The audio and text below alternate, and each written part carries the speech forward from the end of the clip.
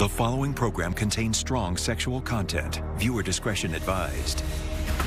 Warning, today's show is going to take a deep dive into what I consider the most heinous, despicable, and evil thing ever perpetrated by a parent. I was my dad's sex slave. You said that you would wake up to your father on top of you. When I was 6, he started kissing me. I was 7 years old. He started sexually abusing me. My father fed me drugs. He put a bag over my head and suffocated me. As unimaginable as this story is, you haven't heard the worst of it yet.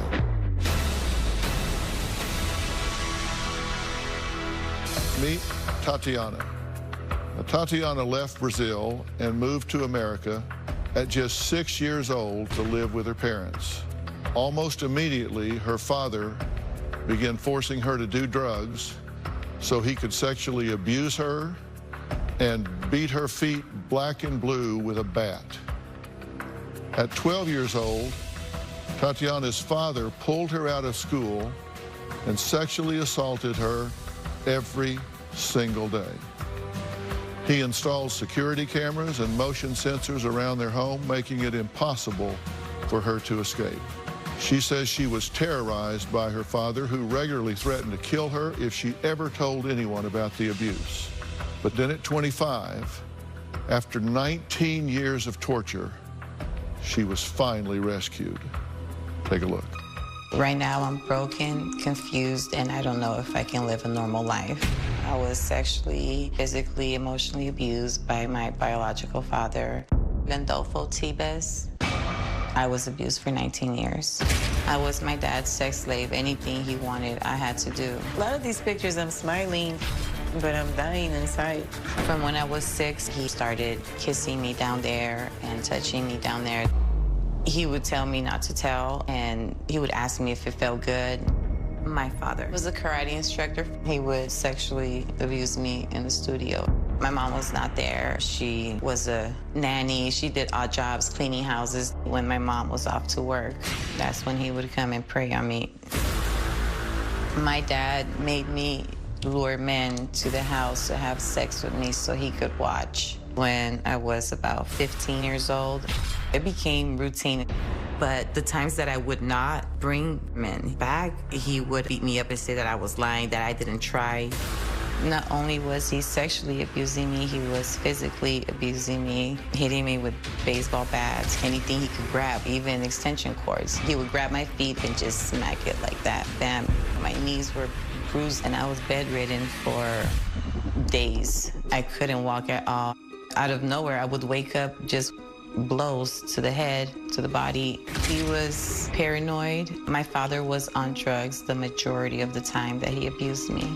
My father fed me drugs from 6 years old. He introduced me to alcohol, marijuana at the age of 8, cocaine at 10.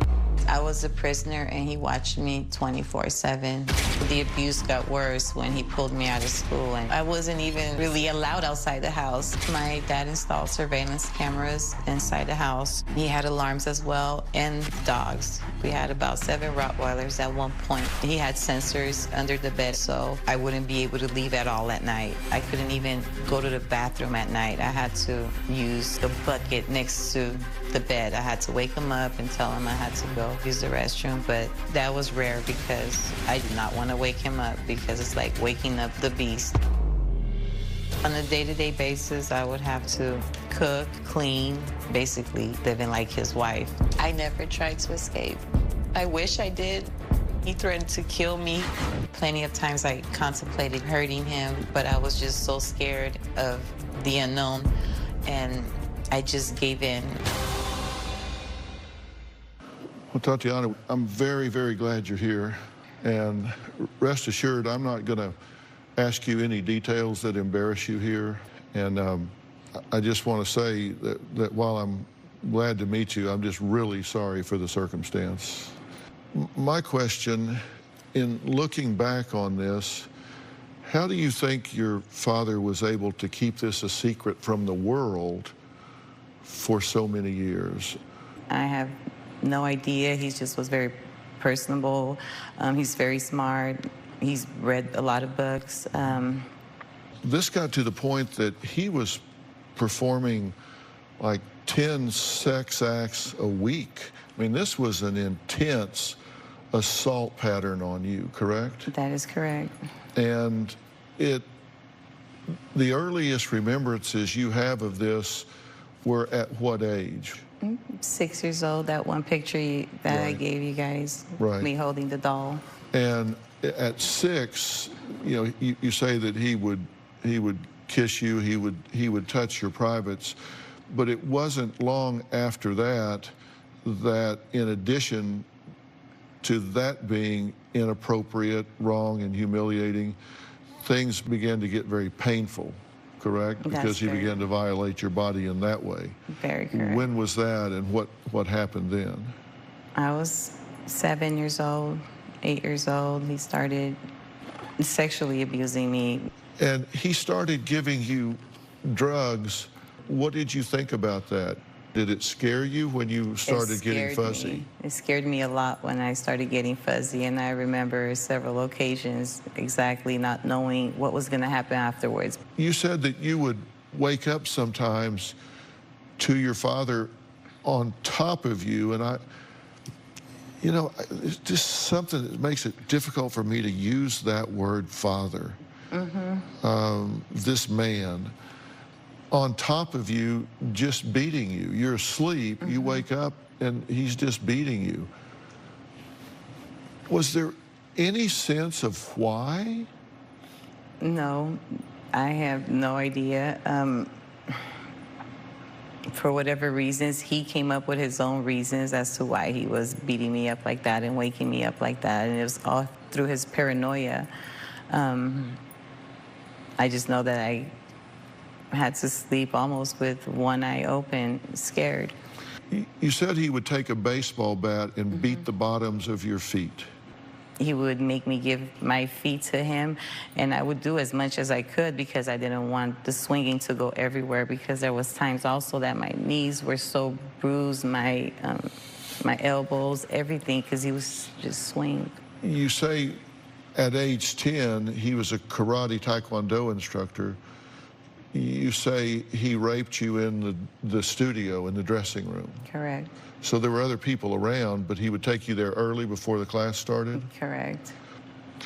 Now, you say at age 12 that he took you out of school. He didn't want me to get close and maybe open up to somebody. Looking back, do you feel guilty that you should have told someone? I do feel guilty, and I should have never continued to let him manipulate me and do what he was doing to me, but I was so scared and uncertain. That's all that I knew. You think about this now as an adult, you have to remember how old you were when this was going on. You can't judge what you did at 8, 9, or 10 with a 20-something brain. Because as a child, we just know what we know as a child.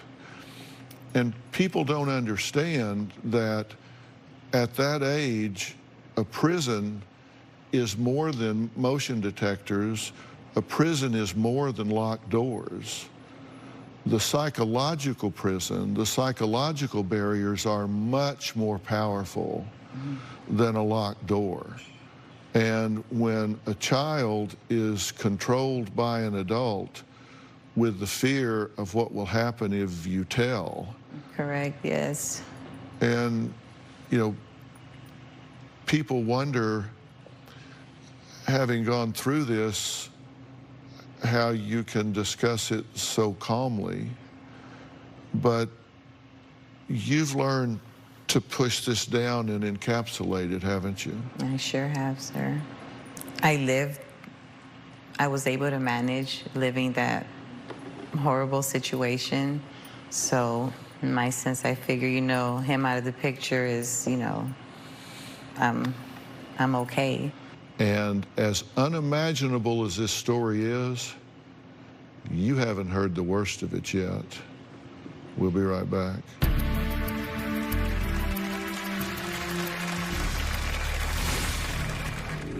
Did you pretend you were a Yeah. family? What did you do? Pretend I was a family, trying to be nice, always be on his good side. Even having sex, I would just let him have his way, get it over with, and go on about my day.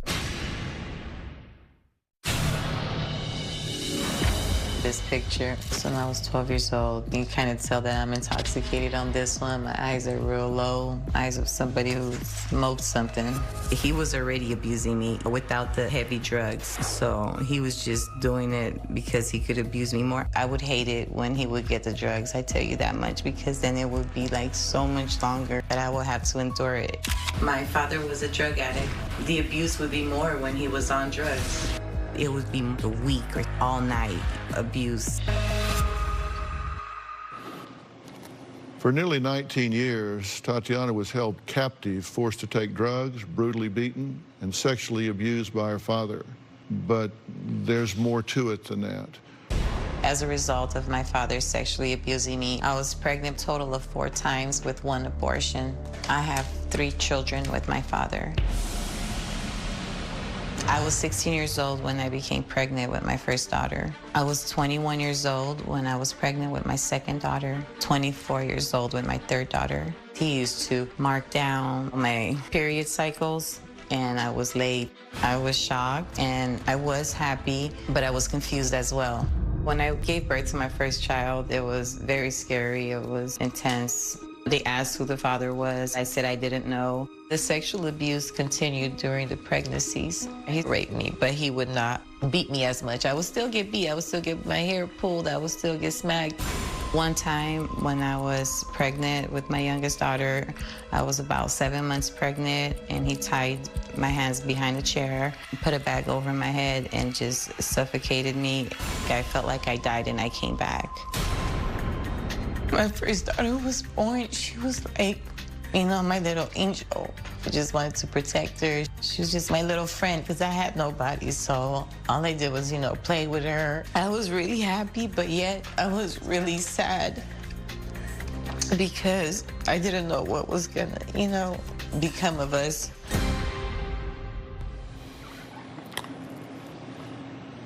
So you gave birth to 3 of your dad's, I can't say that word. You gave birth to 3 That means of this monster's children. correct. And you had 1 abortion. Mm-hmm. You're now 38. You have these children who are how old now? 21, 17, and 14. 21, 17, and 14. And you say that having a child gave you purpose. That's right. Gave you purpose to exist, survive, get through this. How did it change when you had a child? Changed my well-being as well, being in the house by myself, having nobody else to lean to, you know, talk to. It was... What would you do to cope? Would you try to make nice with him? Did you pretend you were a family? What did you do? Pretend I was a family, trying to be nice, always be on his good side. You know, even as far as to having sex or whatnot, you know, I knew that he was going to do it anyway, so I wouldn't, you know, try to fight him off all the time. I would just let him have his way so that it would be easier and get it over with and go on about my day. As perverse as this sounds, and I have to ask this because I want to get everything on the table because I want to help you. Were there times that you convinced yourself that you enjoyed this in any way? Were there times where you found pleasure in a given instance that you thought, well, that was okay? No, I would try to tell myself it was okay, but it never felt okay. That's what I mean. You tried to tell yourself, myself. This was okay. This is like husband and wife. Right. But deep down inside, I knew it wasn't okay. Just like my everyday life, I know that my past and my girls are not okay, but I have to live as if it's okay. Yeah. Who else was around when this was going on? Just my brother. He was more in the house. Yeah, and nobody knew. And let me tell you this, sir, and even after my brother, 2 years after he left, he didn't come back. Do you think he knew what was going on? And he was scared as well. The obvious question in everybody's mind is, where was your mother when all this was going on? We'll get that answer after the break.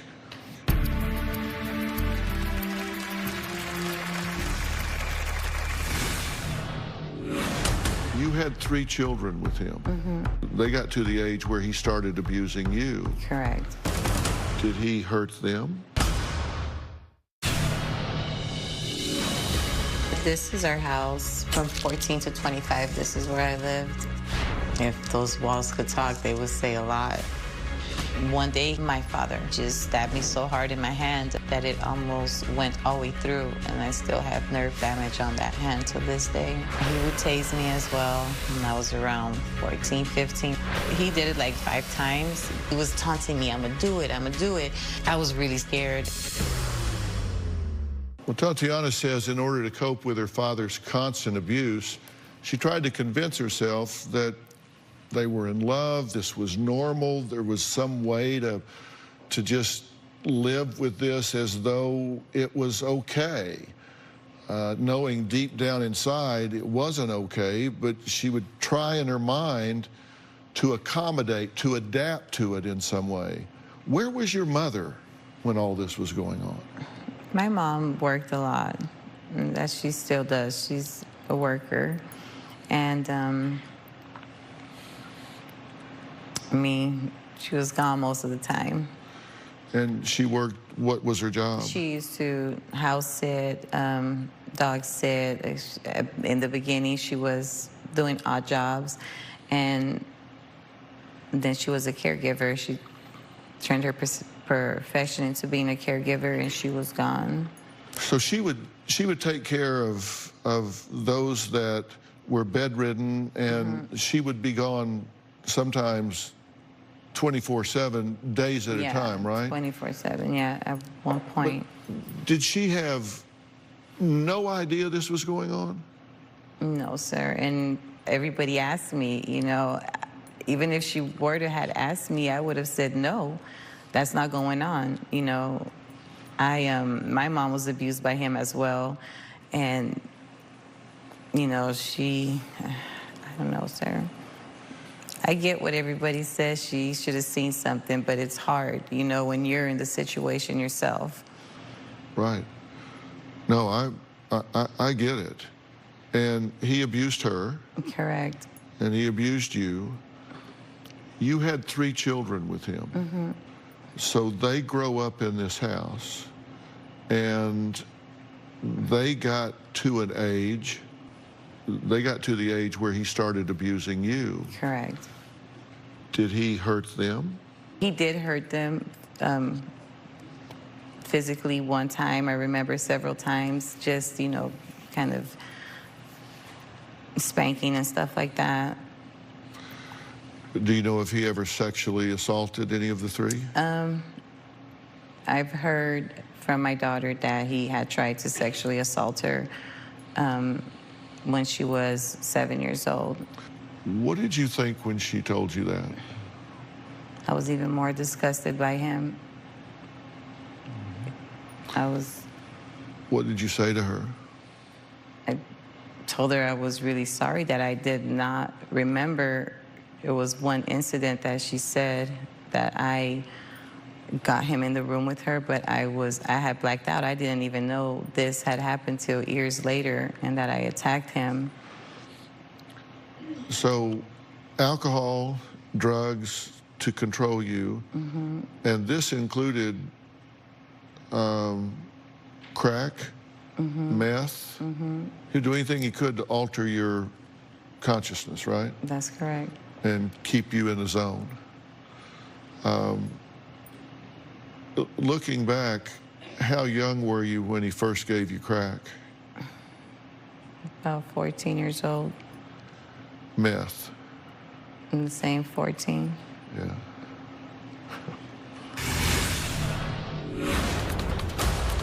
How do you feel seeing that? I've never seen that footage before. Is it good to see him shackled? I'm in shock right now.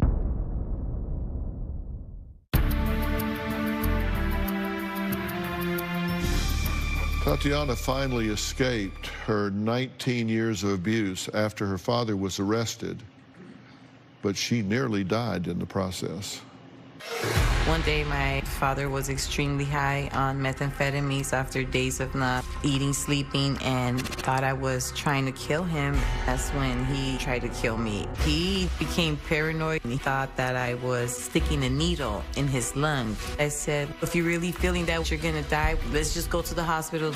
He had a knife in his hand. I convinced him, and he started driving me to the hospital. We got to the hospital, and he circled around several times. I was telling him, kids are there by themselves. 5 Rottweilers in a little hotel room.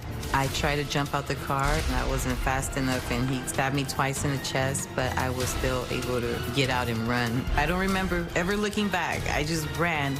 He did come after me. I went right in for surgery. The knife wound was so deep, it was 1 centimeter from the sac of my heart. I told them my boyfriend did this. I don't want him to go back and get my children. They said, okay. So when I woke up from my surgery, I told the authorities, those children are my father's children. I don't want to go back to him. When they said that he was in custody, you can only imagine the relief I got from that news. It's something I thought I would never experience. It was a rebirth. I call that my born again day because I almost died. Not only I almost died, I was free. How do you feel seeing that? Oh my God, I'd never seen that footage before. I'm in shock right now. Wow. What do you think as you look at that?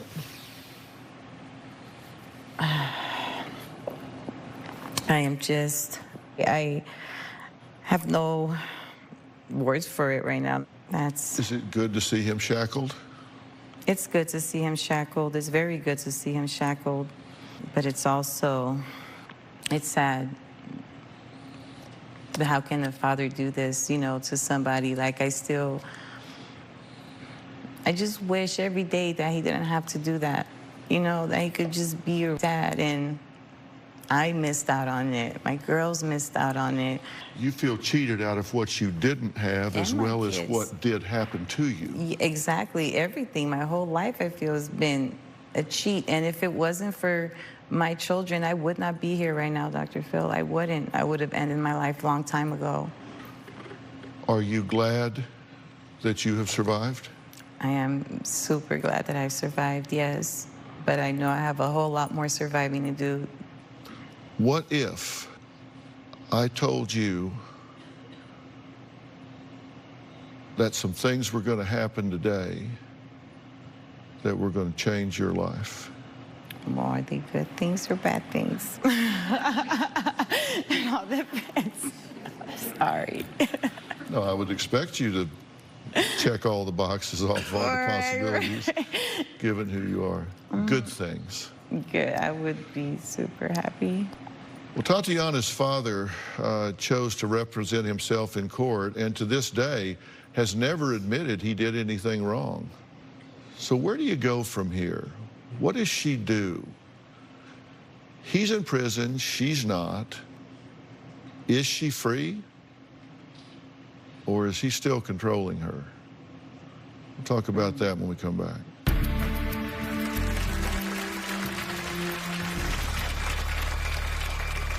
I would describe Landolfo Tibbies as an evil sociopath narcissist. This had to be the most extreme case of sexual abuse that I've ever investigated. Talking with Landolfo was like looking at the devil. The hair on the back of my neck stood up. At my dad's trial, I testified. It was horrible. I hated it because I had not spoken with him since he stabbed me. During the trial, having to hear his voice, it was nerve-wracking. And then to top it off, he was representing himself, and it was like he was having a conversation with me. It was really disgusting. I remember that he asked, so you're gonna tell me you did not have a good childhood, a good upbringing. And that pissed me off. He said, you know, you had the opportunity per se to speak out about what happened, and you never did.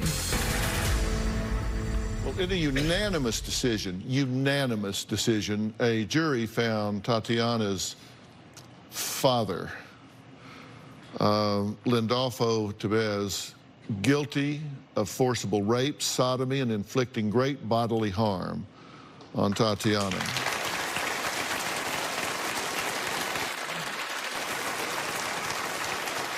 The key evidence, DNA test that confirmed that he was the biological sperm donor of Tatiana's children. Take a look.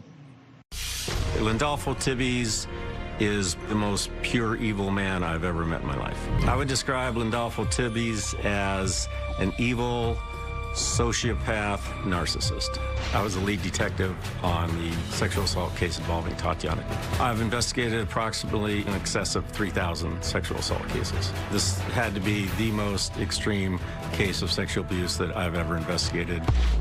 After, taking the initial report, collected DNA evidence from her and from the 3 children, then had to get a sample from Lindolfo, who was still in custody from the attempt murder. The entire time I was obtaining his DNA sample and telling him the reason for the investigation, he adamantly denied ever abusing her sexually with narcotics or alcohol.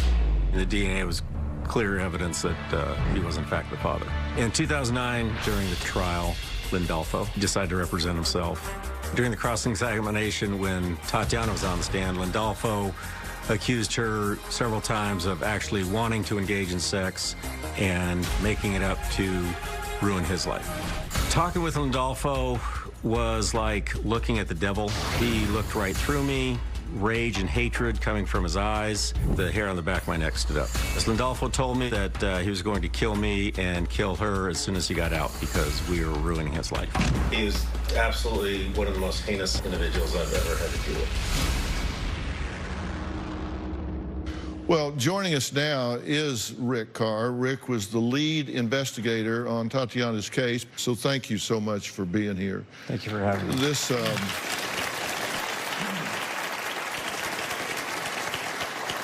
you spent the time investigating this, questioning him, and it sent chills down your spine. You're probably the only other person on the planet that can imagine what she went through because you dealt with this guy. It had to just be horrific.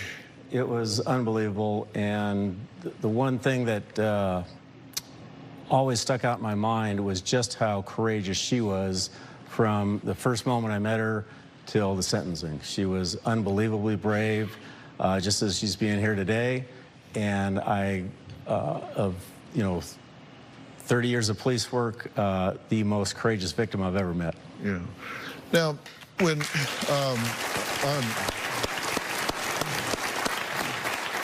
I agree with that, and this guy was incredibly narcissistic. Right up to the DNA, he denied any involvement doing anything at all, right? Entirely, yes. Once it was proven through DNA evidence that he, in fact, had molested her, assaulted her, raped her, then he started to just blame her. She wanted this. She wanted it. She basically sexually assaulted him. Yeah. Now, he turned down a plea deal, right? What was the story on this? I believe the initial offer from the district attorney's office was a 30-year sentence, which he turned down. Why do you think he turned that down? I think it comes back to what you said, being the ultimate narcissist, and now we could make another show about him where he gets to abuse her even more during the testimony. He traded 79 years in prison to harass you one more time. I know. I did not know this. This is first that I hear. I never knew this. He had a deal for 30 years. Instead, he got 109 just so he could harass you one more time. I can't tell you how much we appreciate you being here today and your sponsorship of her and your commitment to this case. Next, Tatiana says 2 of her 3 children know that her father is their father. She really wants to know how to tell the youngest if she should. She said, what do I do about that? I'm going to answer that question after the break.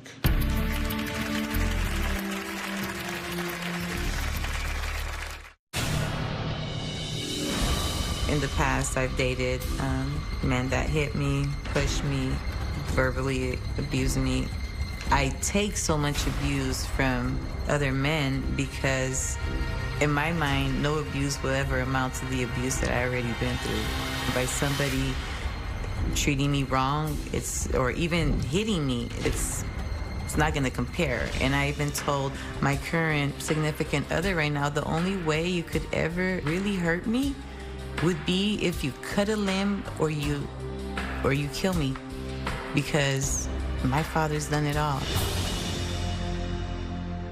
Well, after being held prisoner and physically and sexually abused for 19 years, every day, by her father, Tatiana says it's still a struggle. I want to talk about two things. Your youngest doesn't know, right? Correct. The question becomes, do you want her to find out from you or from the internet? Me. You definitely want her in a controlled and loving environment when you tell her this. And when you do tell her, you want to be sure that you're prepared to bust some myths. And we'll help you with some talking points here that you can use when you talk to her. But you want to bust some myths, because people think, if there's an incestuous relationship, then there are problems with intellectual development and health issues, and there is a higher risk for certain complications, but that's not a given, as you've seen with your other daughters. I mean, you have wonderful daughters, and they're bright and thriving and all of that. So you need to dispel some myths so she doesn't have a misunderstanding of what she's in for, and you're going to want to tell her that in every dark cloud there's a silver lining, and for you, she is that silver lining. There's certainly nothing for her to be ashamed of, and there's nothing for you to be ashamed of. You two were victimized in this, but there are some talking points that you can have when you talk to her, but I think you should do that in a way that is surrounded by love, and if the other two sisters can be there, and you guys can just do this in a matter of unity where she has an opportunity to wrap her head around it. And we'll give you some talking points in detail about how best to do that. But she's old enough to do it. This is the time to do it. The time to do it was not when she was 7 or 8. And it's not 5 years from now. The time is now. And we'll help you to do that. Thank you. I asked Tatiana a few minutes ago, I said, what if today is a day that can really change her life for the better? She called me on that. I do have a plan. I'm going to tell her what it is when we come back.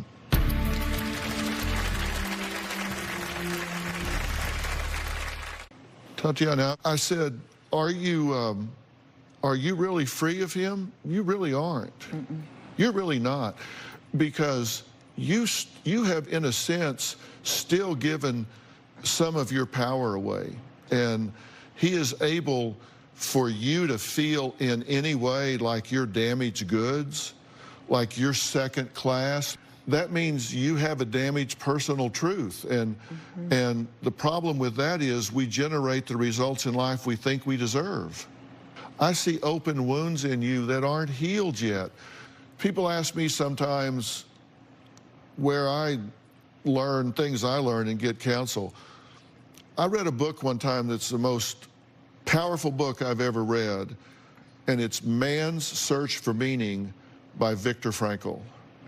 And Viktor Frankl is a Jewish psychiatrist that was a prisoner of war, and he wrote about those experiences, and he said, They controlled whether I lived or died every day. They controlled whether I sat or stood, whether I ate or starved. They controlled every aspect of my life but one. They couldn't control the attitude I took about it. Mm-hmm. They couldn't control my spirit. They couldn't control my mind. And what attitude I took about it was, I'm going to survive because I must create meaning to this suffering. And that's why the title of the book is Man's Search for Meaning. Your job is to find the meaning. Why did this happen to you? How can you use this in the world? You're using your life right now, because there are women right now that are trapped in situations, probably not as egregious as yours, but trapped in situations that will say, I do need to reach out. I do need to tell someone. You are saving thousands of women's lives as you sit there in this chair right now. I hope so. I sure hope so, Dr. Phil. I do. I do. But you cannot give away what you don't have. You have to take care of yourself first. I want to introduce you to somebody that's on Polycom. He's a dear, dear friend of mine. His name is Miles Adcox, and he is the owner and CEO of an organization called OnSite. Now, OnSite is a place that does intensive workshops for people that have been through trauma to help them with self-worth and self-esteem and mental health issues. And it's the most beautiful campus you've ever seen in your life. The only problem with it is people don't want to leave once they get there.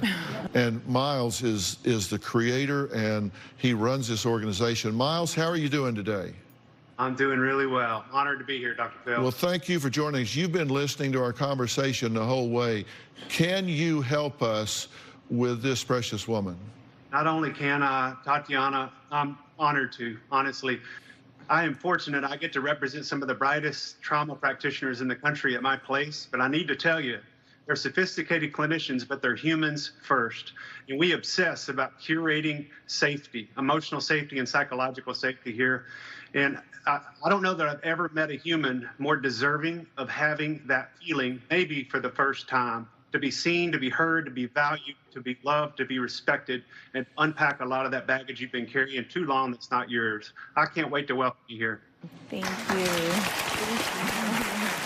You're offering this to you, and I want you to take that help. Will you take that help? I will definitely do so. Thank you so much. All right. Now, I also want to add my dear friend who's going to work with OnSite, because when you get out of there, this is Coach Mike Baer right here. And Coach Mike Baer is a life coach. He is really experienced and beloved by his clients. He works with A-list celebrities, everyday people, and he focuses on helping clients break patterns in their lives and in a real action-oriented way. And what we want to do is get you a life coach that is elbow to elbow, shoulder to shoulder with you to say, I'm going to change my walk in this world. We're going to make different choices. Maybe it's different career, different, whatever it is, but you're going to have a personal life coach that walks you every step of the way and starts putting your life together the way you deserve for it to be. And Mike, tell her what we're talking about here. Is you deserve to have the biggest, best life possible. And so what we're going to do is we're going to look at all the things you were lacking: education, parenting classes so you don't recreate anything amongst your kids, intimacy courses, and we'll develop and devise a plan so that you get the life that you truly deserve. Thank you so much. You know, Mike he's not a life coach, he's the life coach. He has a new book called Best Self, Be You Only Better. And that book was written for you. Fair enough? Fair enough, sir. Okay, we have a deal. All right. I want to thank all of my guests today. A very special thanks to Rick Carr and Coach Mike Baer. And Miles, thank you for changing your schedule and joining us today from OnSite. All the rest of you, we'll see you next time. Thanks so much.